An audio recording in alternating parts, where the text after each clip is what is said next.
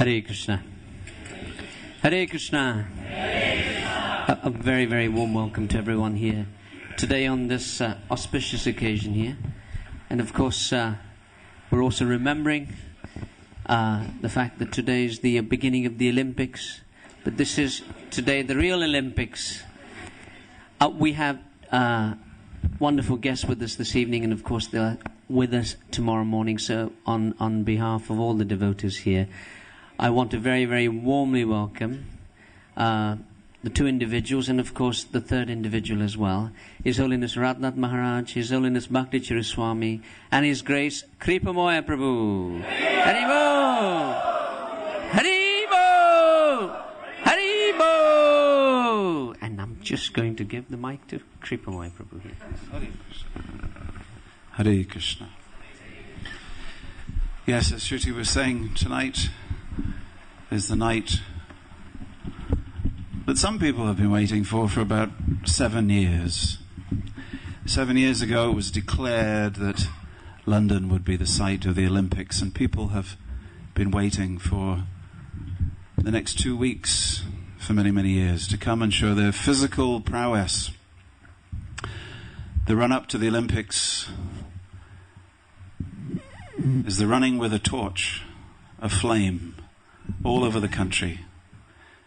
It's first lit by the sun and is carried from country to country, from place to place, and finally comes to the stadium. So you can see where my thoughts are going. It's not about the carriers of the torch, it's about the torch itself. After the torch has been carried by one person and passed on to another person, it's really the torch that we're all following. In our Krishna conscious tradition, we also follow a torch, a flame, mentioned by Lord Krishna, the Jnana Deepena, Jnana Deep, the lamp of knowledge. And it's very carefully guarded. It can only be guarded in the heart of a person in whose heart there is no wind. Because if there's wind, then the flame goes out. So this lamp of jnana, this lamp of spiritual knowledge, is passed from person to person. Every guru, every acharya looks for a qualified disciple to pass on that torch to. And he says, my dear disciple, your job now is to run with this torch and pass it on.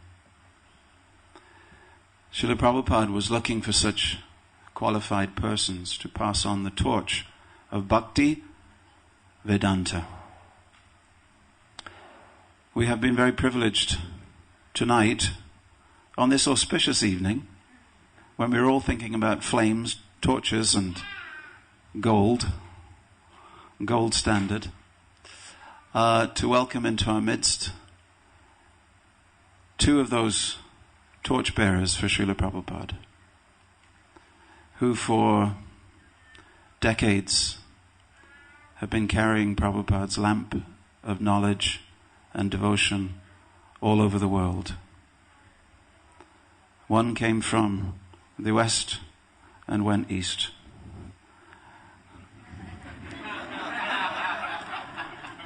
One came from the east and spends a lot of time in the west. But wherever they go, they give the teachings that Prabhupada gave. And in their windless hearts, they keep that flame burning bright. I would now like to invite both of them to kindly speak to us on this night of Sadhu Sanga, a night when we count it as a great opportunity to come and listen to enlightened and enlightening words.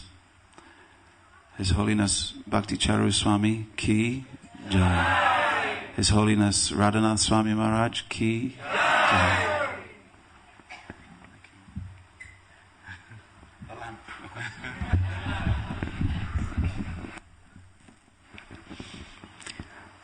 Om Omogyanatimidandhasya Gyananjana Shalakaya Chakshurunmilitam Jena Tasmai Shri Gurave Namaha. Nama Om Vishnu Padaya Krishna Prishtaya Bhutale Srimate Bhakti Vedanta Swami Niti Namine Namaste Saraswati Deve Gauravani Pracharine Nirvishesha Shunnavadi Paschata Deshatarine Shri Krishna Chaitanya Prabhu Nityananda Shri Advaita Gadadhar Shivashadi Gaura Bhakta Vrinda Hare Krishna Krishna Krishna Hare Hare Hare Rama Rama Rama Hare Hare.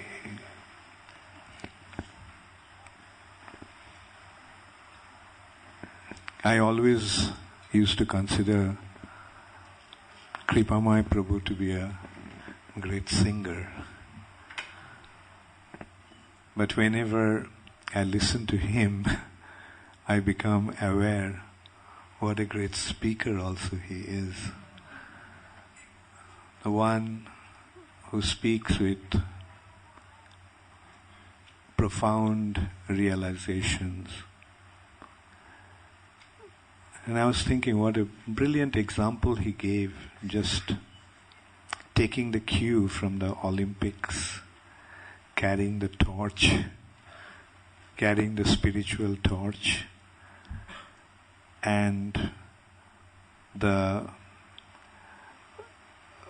importance of developing a situation in the heart that the flame of the torch not only doesn't become extinguished, but doesn't flicker as well. That wind in the heart, the waves of the thoughts, especially mundane thoughts, that make that flame to flicker, and it should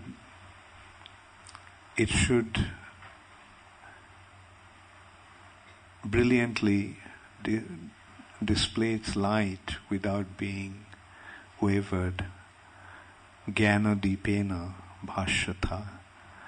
I was thinking what a brilliant example you gave, and thank you. I was also thinking another example I very much appreciated from a speech that Kripamaya Prabhu gave in one Rath Yatra festival. He was describing that festival is the festival of kidnapping the Supreme Personality of Godhead. In London, Rath Yatra, you're giving the speech, and it occurred to me, it's such a brilliant example that and it did happen, and that was actually the case. The Brajabasis kidnapped the prince. I mean, as it is, kidnapping is a big offense, and what to speak of kidnapping the prince. And the queen, the principal queen, Rukmini Devi, when she got the news, she was outraged. She was extremely angry. She immediately called the army to come along and came to Vrindavan, raided Vrindavan. And she arrested the residents of Vrindavan for kidnapping the prince. And that is actually celebrated on the third day after the Rath Yatra festival, a festival called Hera Panchami. Chaitanya Mahaprabhu used to enact a drama on that day. And the drama was the drama of Rukmini coming with the army, arresting the Brajabasis, and then having a trial. And in the trial, Rukmini was the judge, and the defending lawyer was Lalita Devi, and the public prosecutor was Narad Muni, Srivas Thakur. And a deep argument actually took place between these two lawyers. And then finally, who won? Vrindavan side won, pleaded by Lalita Devi. And the point came up, why Krishna in Dwarka, who has everything, why Krishna's heart is always in Vrindavan. When Krishna is awake, Krishna is always absent-minded, as if his mind is somewhere else. And when he goes to sleep at night, Krishna starts to speak in dream, to calling out to the residents of Vrindavan. So this way the queens could see, Rukmini Devi could see, that Krishna's heart is always in Vrindavan. So she was questioning, what is there in Vrindavan that Krishna's heart is always there? And in spite of having everything in Dwarka, Krishna is not at all interested. So then Lalita Devi gave the answer. And Lalita Devi's role was played by Swarup Damodar Swami. And he made that point that in Vrindavan all the trees are desire trees, the land is Chintamani, the cows are Surabhi cows, and so in Vrindavan, if they wanted, they could have everything, because all these three can award or can fulfill any desire. Desire trees can fulfill any desire. The cows, Surabhi cows, can fulfill any desire, and so does Chintamani. But in Vrindavan, the devotees do not want anything else but Krishna. All they want is Krishna. And therefore Krishna feels that he is not qualified enough to respond properly. So that's why his heart is always in Vrindavan.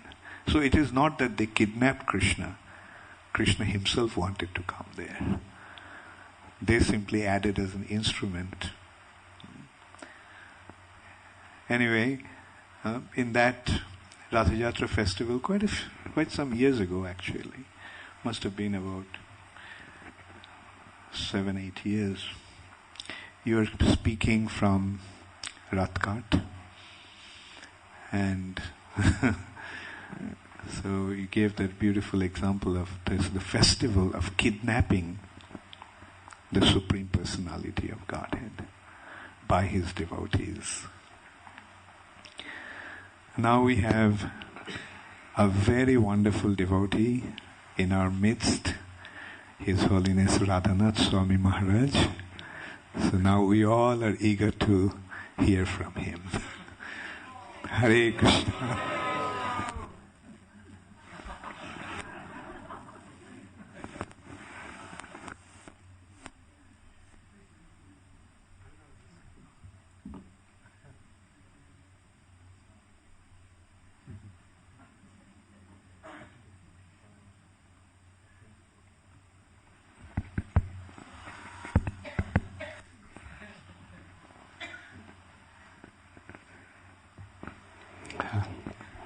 Hare Krishna.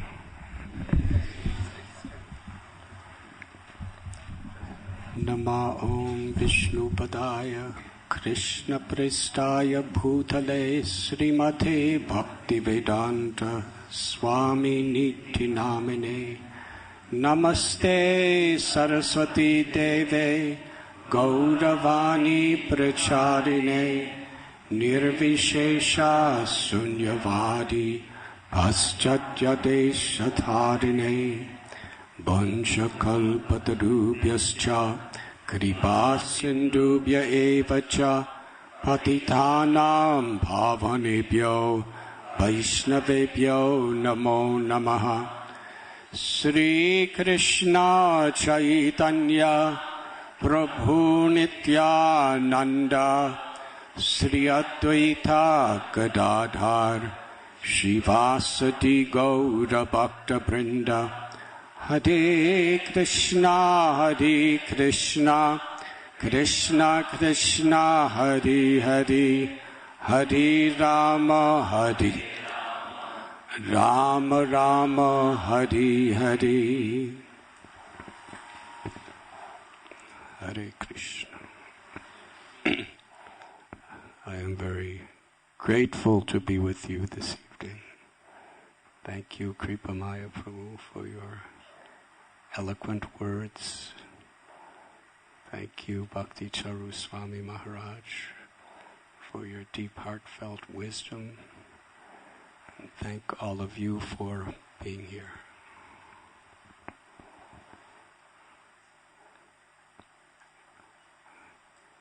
Bhakti Caru Swami Maharaj was quoting Kripamaya Prabhu in how Krishna is very pleased to be kidnapped by his devotees. Sri Chaitanya Mahaprabhu extended that analogy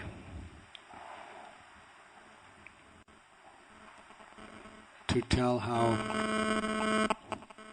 it was his great pleasure to be the prisoner in the heart of his devotees.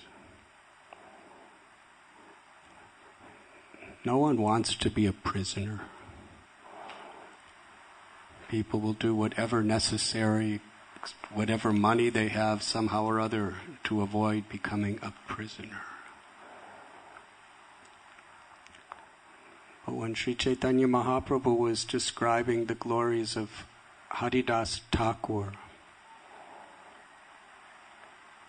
he said to Haridas and to the whole world that I am the prisoner in the heart of Haridas Thakur, forever shackled by the chains of his devotion.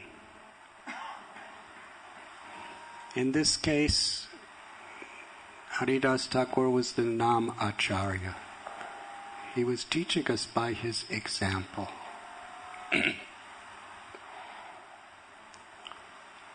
And practically every story we read in Sri Chaitanya Charitamrita, Sri Chaitanya Bhagavat about Haridas Thakur is stories about very difficult challenges he had to overcome.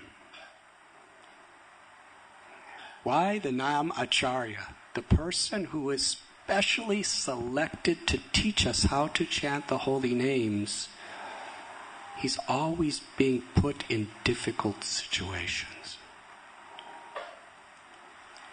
The first story we read about him, he was living in Benapole, and Ramchandra Khan sent that prostitute to somehow or other make him fall down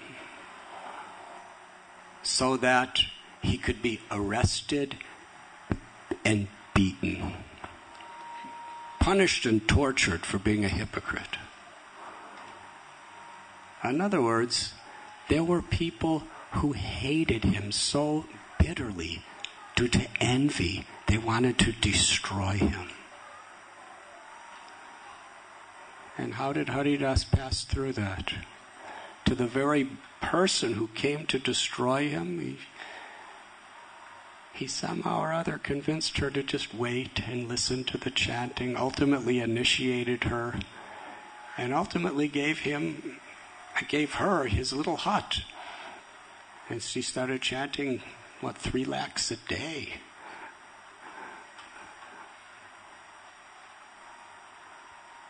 And then the next thing we hear is he goes to Chandpur, and in Chandpur, Haridas Thakur is asked by Balaram Acharya and Yadunandan Acharya to speak on the glories of the holy names. And therein he said the goal of chanting is not material benefits.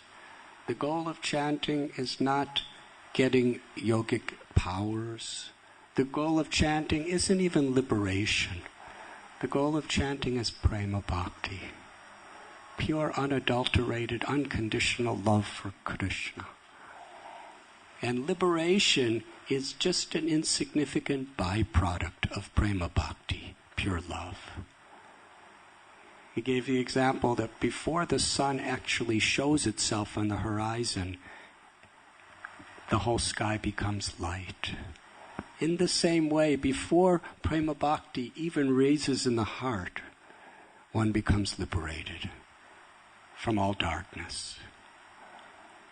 And there was someone in the audience, Gopal Chakravarti, who couldn't tolerate it. This man was a very intellectual, very charismatic Brahmin.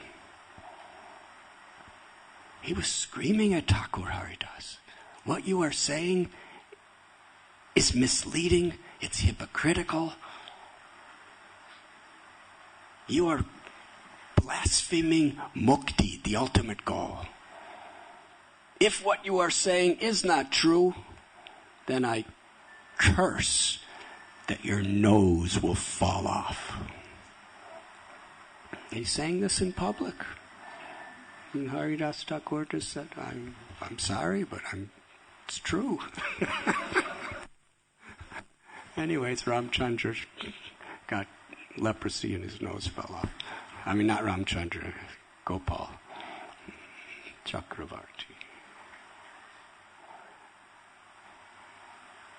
And then Haridas Thakur was at another meeting where, he was just describing to the innocent people about the glories of the holy name. And a whole group of priests, they gathered around him and began to blaspheme him so badly. They were saying, "Just see, the prophecy of the scriptures has come true. A malecha, a filthy, dirty, sinful man is now misleading the world by giving his interpretation of the scriptures." Haridas Thakur could do nothing but walk away.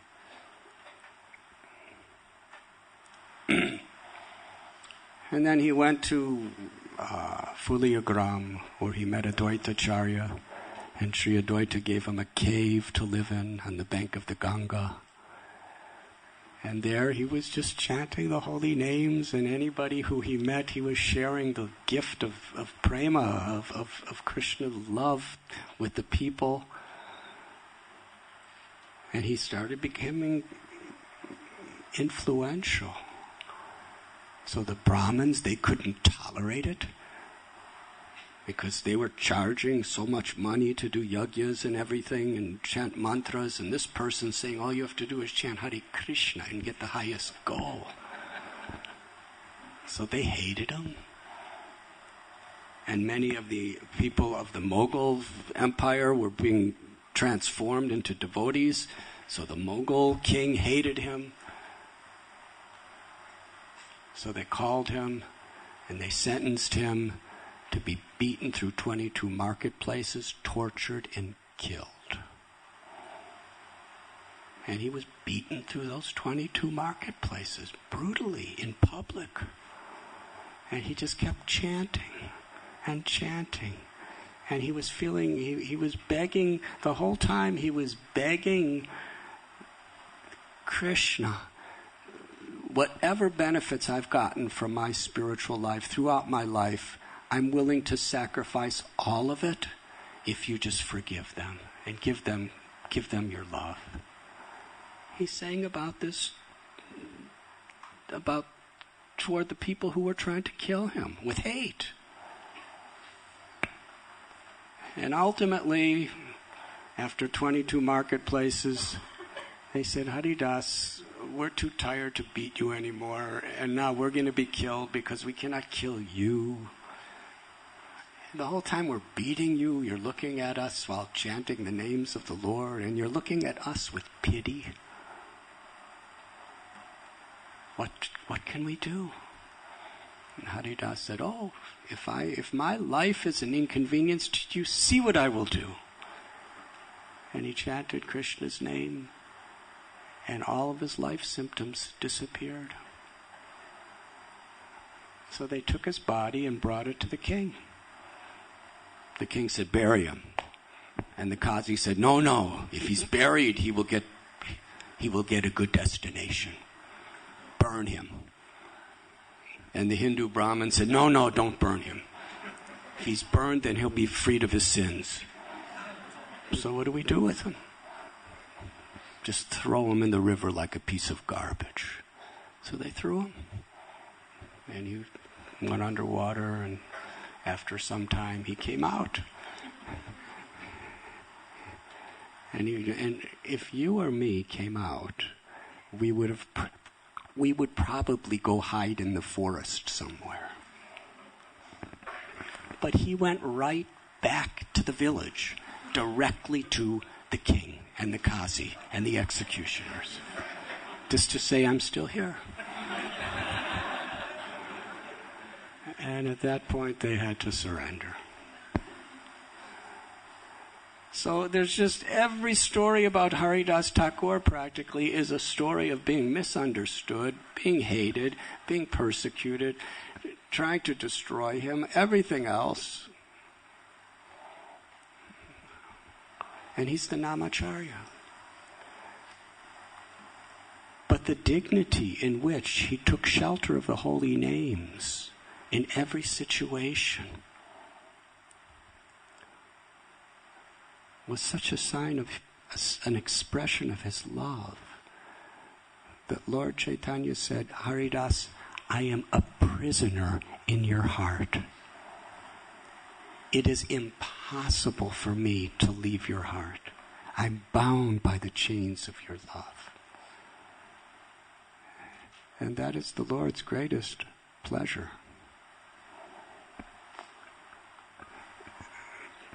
I guess I have to connect it to the Olympics in order to keep the continuity of my two esteemed predecessors. In other words, when you are on the path back to Godhead, there will be many hurdles.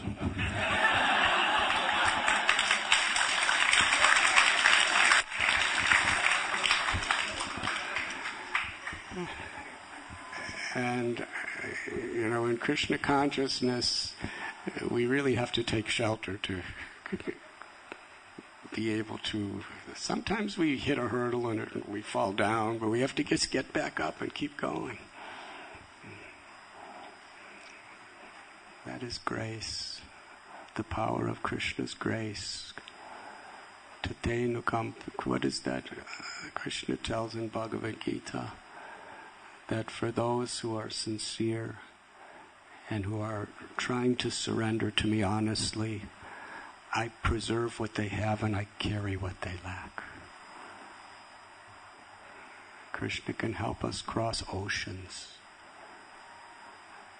Even the vast ocean of material existence becomes reduced to the quantity of water contained in the footprint of a calf for one who surrenders to Murari.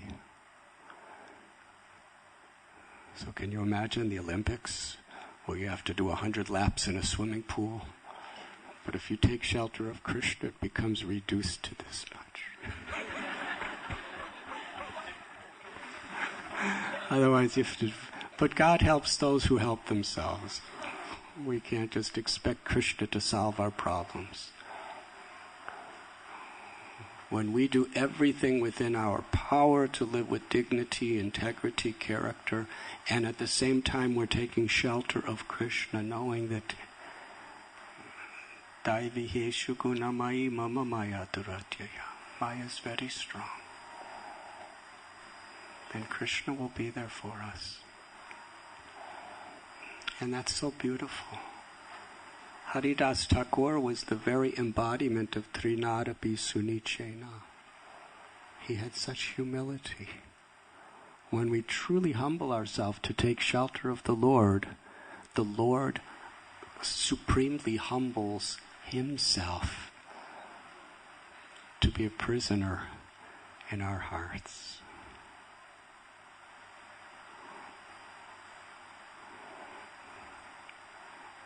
And this is the torch, the flame that we're all trying to hold on to through whatever may come in our life. This knowledge that Krishna, who is all beautiful, who is the supreme Karuna Sindhu, the unlimited ocean of compassion, has appeared in his holy names. Hare Krishna, Krishna Krishna, Hare Hare, Hare Rama, Rama Rama. And in this world of uncertainties, we have faith in that one certainty, that Krishna has descended in his name. And Srila Prabhupada, he has come to travel the whole world around, given us so many books, given us a society and a culture where we could cultivate that faith, of taking shelter of Krishna's names, that divine sound vibration. And that is possible when we find shelter in those who take shelter of the holy names. I'm here to seek shelter of both of you. Thank you very, very much.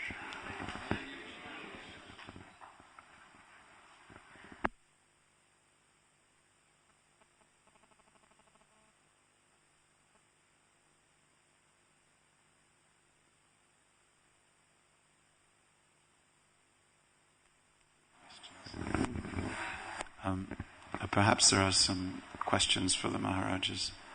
I'll take this microphone and we'll pass it around. And then these two microphones we can use for Bhakti Caru Swami and Radhanath Swami.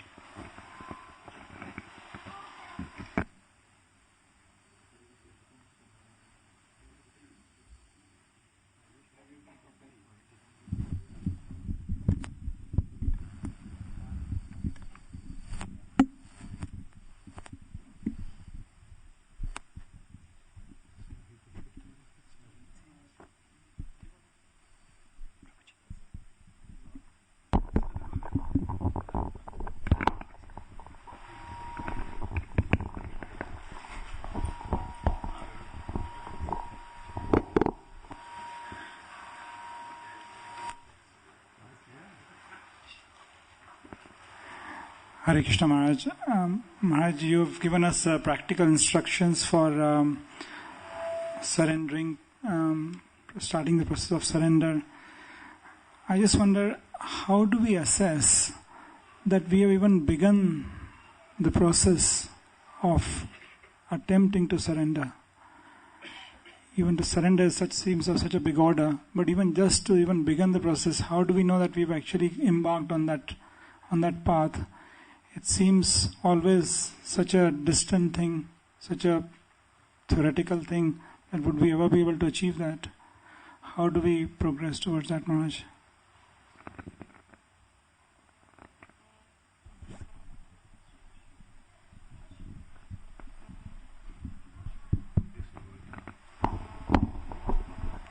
Hare.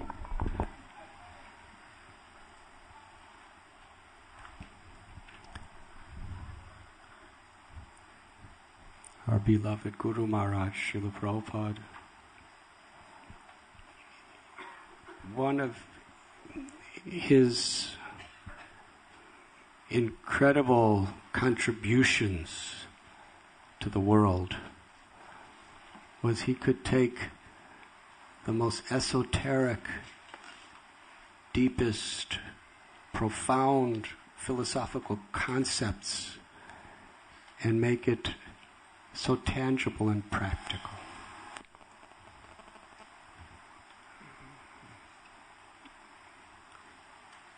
It's very simple. For us to surrender is to honestly be endeavoring to follow the sacred teachings. Are we sincerely trying to chant our rounds of the Hare Krishna mantra according to the instructions? Are we sincerely and honestly trying to follow these 4 regulative principles? Are we sincerely trying to live by the very clear qualities of a Vaishnava? To be forgiving rather than to be vengeful. To be honest rather than being duplicitous. When we're given a service, with determination to try to execute it, to try to fulfill it, to try to please our Guru, Srila Prabhupada, the Vaishnavas. To deal with other Vaishnavas with a manina manadena, really trying to be respectful and not demanding respect for ourselves. These are very clear things. They're not theoretical. They're all things that we can strive to do. And if we're sincerely, honestly trying to do it, not for fame and prestige and power, but to purify our hearts and to please Krishna, then we can know 100% for sure that we are on the path of surrendering. We just continue. These simple instructions of performing our sadhana, to try to understand Prabhupada's books sincerely. If we're living in the temple, to come to the morning program. These are simple, tangible things, but we do it for the right purpose. To get love for Krishna, to please Krishna. And when we live with good character, good morality, and we're trying our best, that is surrender. It's nothing so secret and esoteric that how will I know? If we're just honest and sincere, we should know. Are we trying? With all our faults, are we trying to? Then we're surrendering. And that's all that Prabhupada asked of us, is to sincerely try our very best. And if we make a mistake, to learn from that mistake and try our best. He's given us so many beautiful, beautiful stories, analogies, philosophical teachings in his books, in his lectures. If we just try to live by these principles, that is surrender. And if we do it sincerely, without ulterior motives, then Krishna will give us pure devotional service. That is his promise. Prabhupada said Krishna consciousness is simple for the simple and complicated for the crooked. So if we're simple, then surrender is actually simple. Of course, you're simple, but you're a doctor and all that stuff, so you analyze stuff. So I'm giving you a simple analysis, and that's good enough. Thank you very much. Thank you.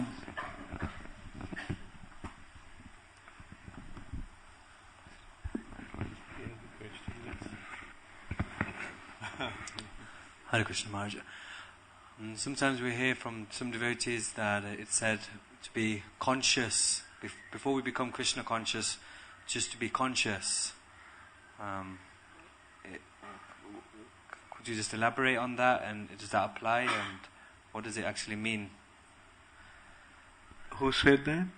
I've heard it from few devotees. I've heard this, and they've said before becoming Krishna conscious, you have to become conscious.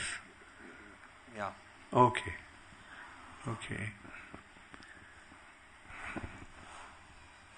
Consciousness is the symptom of life. There is matter and there is spirit. Matter is inert, spirit is conscious. It's because of the presence of the spirit soul in the body made of matter that the body becomes conscious or alive. So, consciousness is the symptom of spiritual aspect of our existence. So, now the consciousness is inherent with the spirit soul. Just like light is inherent with fire, similarly consciousness is inherent with the spirit soul.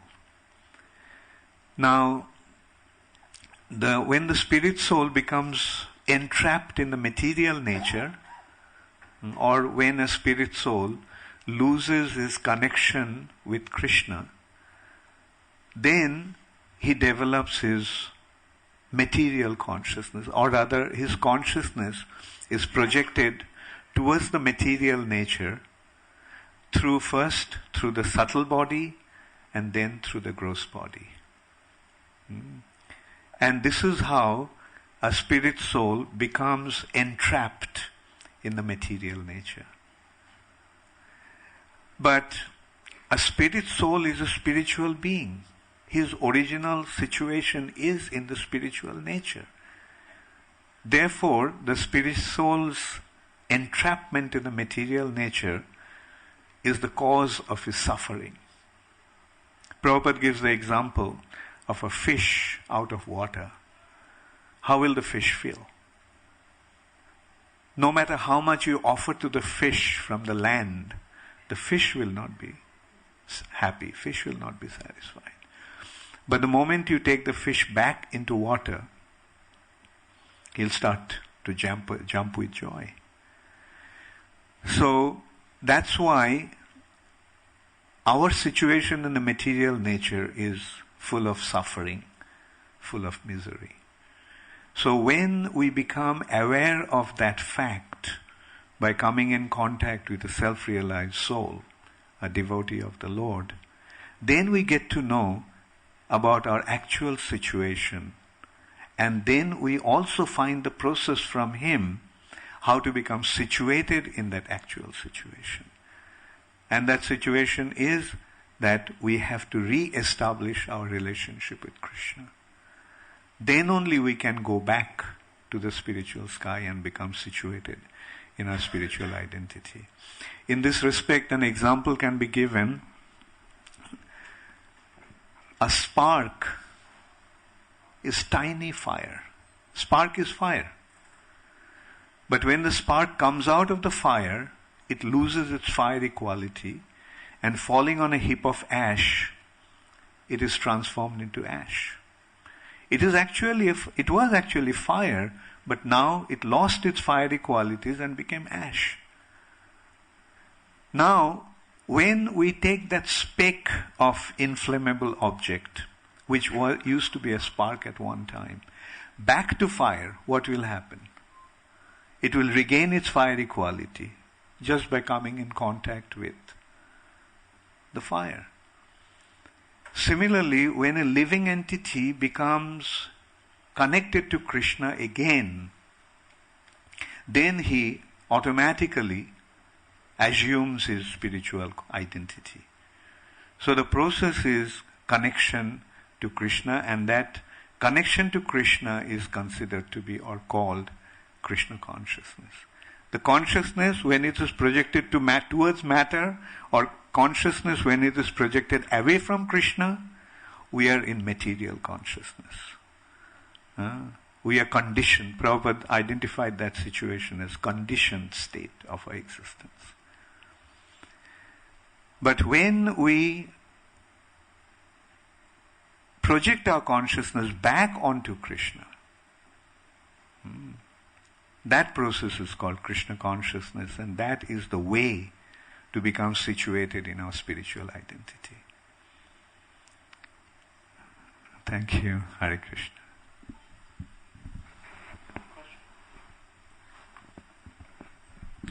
This question really is based for the young devotees here.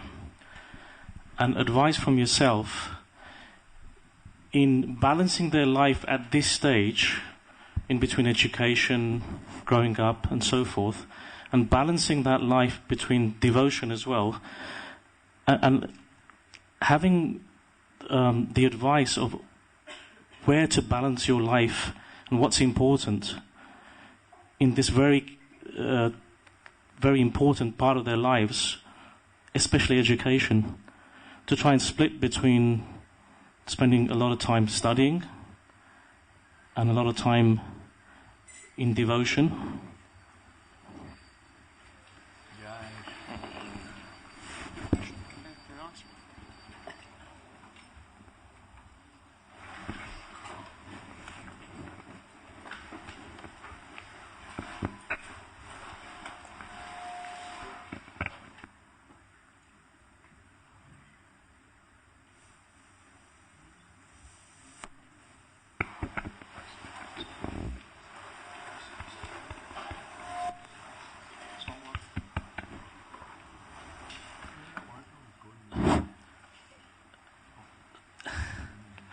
So just to give the youngsters advice of how to balance the both, to feel the benefit of both, and being able to appreciate both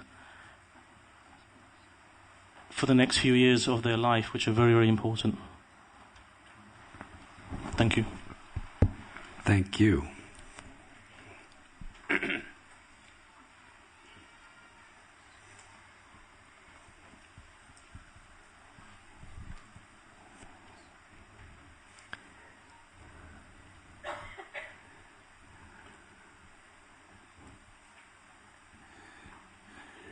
Srila Prabhupada, he really gave us a very balanced approach to Krishna consciousness. Even devotees who were living in the temple, they would have three hours of a morning program. Then we would go out and do various types of services till evening, when they would come back and again engage in devotional activities. That was for people in the temple. What to speak of people in congregation or people who are doing studies? We have to make our priorities, because the human tendency is to be extreme.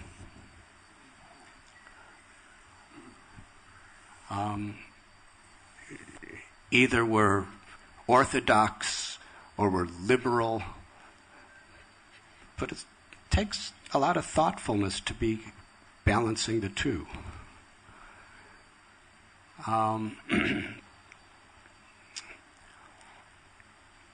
In the sense of studies, either we just study, and we don't have time for Krishna, or we just do sadhana, and we come to the temple and do this and we have no time for study. Either way is kind of easy. The challenge is to balance them. That means we have to give priority to both. We regulate our lives where we have this much time to chant the holy names. We have this much time to come and associate with devotees, with sadhus. And we have this much time that we have to put into our studies or our career or whatever it may be. I'll give you a couple examples. Because examples sometimes make things accessible. There was a medical student. He was a very excellent medical student in a college. And at that dormitory where he lived, we had regular programs where people were chanting and doing kirtan and giving Gita classes. And he was a devotee. He was chanting 16 rounds every day. He was reading Bhagavad Gita. He was coming to regular satsangs. He was doing little seva. But he studied real hard. And he was the top of the class. He was the top of the class, balancing things so nicely for 4 years. Then came the final exams. And he decided he had to really, really study for the final exams. So he decided, I'm not going to go to any satsang. I'm not going to do any japa. I'm just going to totally focus on my final exams. And for about 4 months, that's all he did. He put aside all his devotional activities and totally concentrated on his studies. Then the final exams came. And guess what? He was in the top of the entire school in his grades. That's not the end of the story.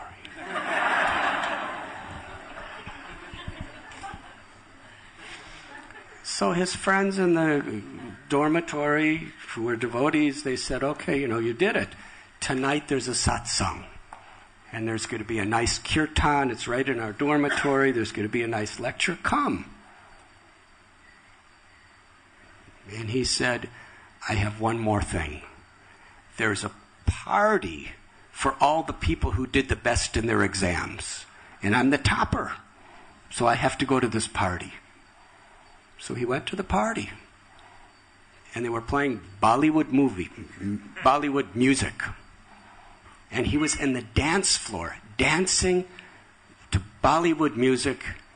He was 23 years old, and suddenly he dropped on the floor, dead of a cardiac arrest. There are so many witnesses, all the students. He died of a heart attack. He had no medical problem that anybody knew about at that time. Now, certainly, he has been elevated to a higher destination because of neha bhikkhuvanasosti pratyavayo nivedyate, because of all the wonderful devotional service he did. He's certainly going to be blessed. And certainly, people were heartbroken when it happened, all the devotees. But at the same time, there was a lesson. The lesson is, what was it really all for? When he needed his spiritual strength the most, the time of death, he was the most unprepared.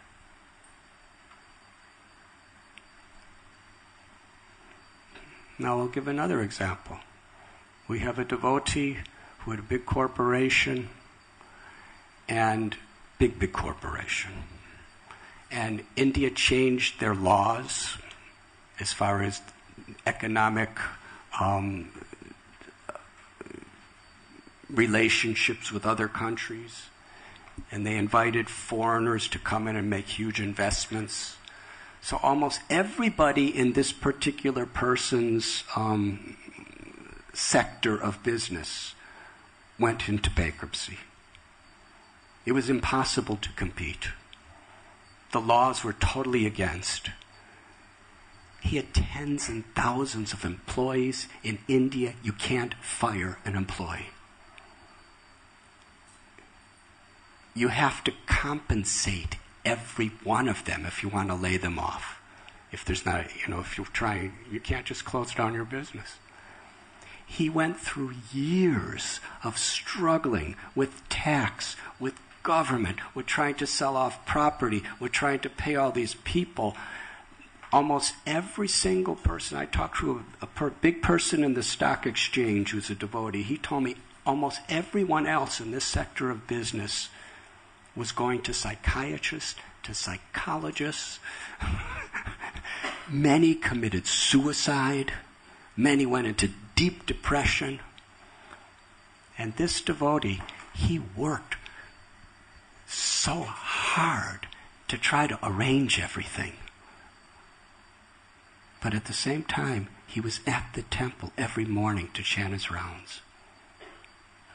At the same time, during Prabhupada's Guru Puja, he'd be dancing in bliss. And then he'd go out and have to do what practically none of us has ever had to do, to endeavor with such complication, implication, and repercussions. And he brought the whole company out of it, and now it's very successful. But he never gave up chanting. He never gave up coming and being with devotees. He balanced it. Where there's a will, there's a way. If we understand the importance of our spiritual lives, we will give the sufficient time for it. And if we understand that our studies are for Krishna, we will put our full energy into our studies when we're meant to study, and we'll put our full energy into our sadhana when we're meant to do our sadhana and seva. And from a spiritual perspective, applying that balance is real intelligence. Does that answer your question? Thank you. Let's have some kirtan.